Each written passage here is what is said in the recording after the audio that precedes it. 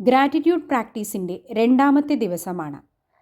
Magic begins from U എന്ന കോൺസെപ്റ്റിനെ കുറിച്ചാണ് പറയുന്നത്. എങ്ങനെയാണ് മാജിക് നമ്മളിൽ പ്രവർത്തിക്കുന്നത്? അതിനായി സെൽഫ് ലവും സെൽഫ് അപ്രീസിയേഷൻ പ്രാക്ടീസ് ചെയ്യുന്നതിലൂടെ മാത്രമാണ് നമ്മൾക്ക് മാറ്റം വരുന്നത്. നമ്മൾ നമ്മളെ സ്നേഹിക്കുമ്പോൾ ഈ പ്രപഞ്ചത്തിലെ ഓരോ ആളുകളും നമ്മളെ സ്നേഹിച്ചു തുടങ്ങും. ആകർഷണ നിയമപ്രകാരം സമാനമായവ തമ്മിൽ ആകർഷിക്കുന്നു എന്നതാണ്.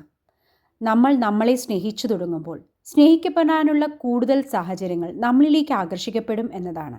അതുപോലെ ചെറുപ്പകാലങ്ങളിൽ നമ്മൾക്ക് ലഭിച്ച അപ്രീസിയേഷൻ അഥവാ പ്രോത്സാഹിപ്പിക്കൽ ഒരുപാട് ആളുകളിൽ നിന്നുണ്ടാവും. വളരുംതോറും അത് കുറഞ്ഞു വരുന്നതായി നമ്മൾക്ക് തോന്നാം.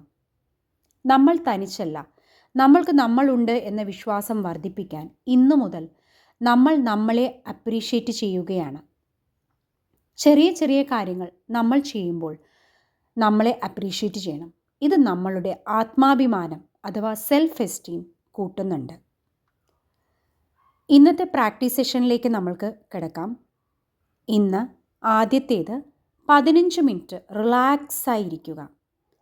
പാസ്റ്റിൽ നിങ്ങൾക്ക് ലഭിച്ച അച്ചീവ്മെൻറ്റ്സ്, അപ്രീസിയേഷനെ കുറിച്ച് ഓർത്തെടുക്കുക. നമ്മൾ നമ്മളെ തന്നെ അപ്രീഷിയേറ്റ് ചെയ്യുക.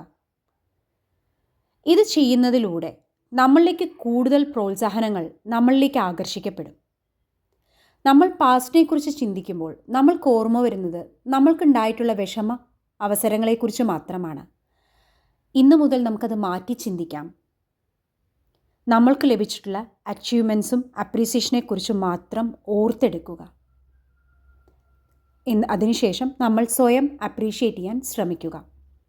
രണ്ടാമത്തെ പ്രാക്ടീസ് എന്ന് പറയുന്നത് ഗ്രാറ്റിറ്റ്യൂഡ് സ്റ്റോൺ നമ്മൾ ഉറങ്ങാൻ കിടക്കുന്ന ബെഡിൻ്റെ അടുത്ത് വയ്ക്കുക. കിടക്കുന്ന നേരത്ത് ഇന്ന് ലഭിച്ചിട്ടുള്ള ഓപ്പർച്യൂണിറ്റീസ് അഥവാ സന്തോഷ നിമിഷങ്ങളെ ഓർത്തെടുത്ത് നന്ദി പറയുക. ഇനി വരുന്ന 27 ദിവസവും രാത്രി ചെയ്യാനുള്ള ഒരു പ്രാക്ടീസാണ് ഈ ഗ്രാറ്റിറ്റ്യൂഡ് സ്റ്റോണിൻ്റെ പ്രാക്ടീസ്. ഗ്രാറ്റിറ്റ്യൂഡ് സ്റ്റോൺ എന്ന കൺസെപ്റ്റ് ലീ ബ്രോവറാണ് ആദ്യമായി കൊണ്ടുവന്നത്. അദ്ദേഹം ഒരു സ്റ്റോറി പറഞ്ഞിരുന്നു. ഒരു അച്ഛൻ മകൻ്റെ അസുഖത്തിൻ്റെ നില വളരെ മോശമായപ്പോൾ ഗ്രാറ്റിറ്റ്യൂഡ് സ്റ്റോൺ വെച്ച് അദ്ദേഹം നന്ദി പറഞ്ഞു തുടങ്ങിയപ്പോൾ ആ കുട്ടി അത്ഭുതകരമായി രക്ഷപ്പെട്ടു എന്നതാണ് ആ കഥ. അതിനുശേഷമാണ് ഈ ഗ്രാറ്റിറ്റ്യൂഡ് സ്റ്റോൺ സമ്പത്തിനും സന്തോഷത്തിനുമെല്ലാം ഉപയോഗിക്കാൻ തുടങ്ങിയത്.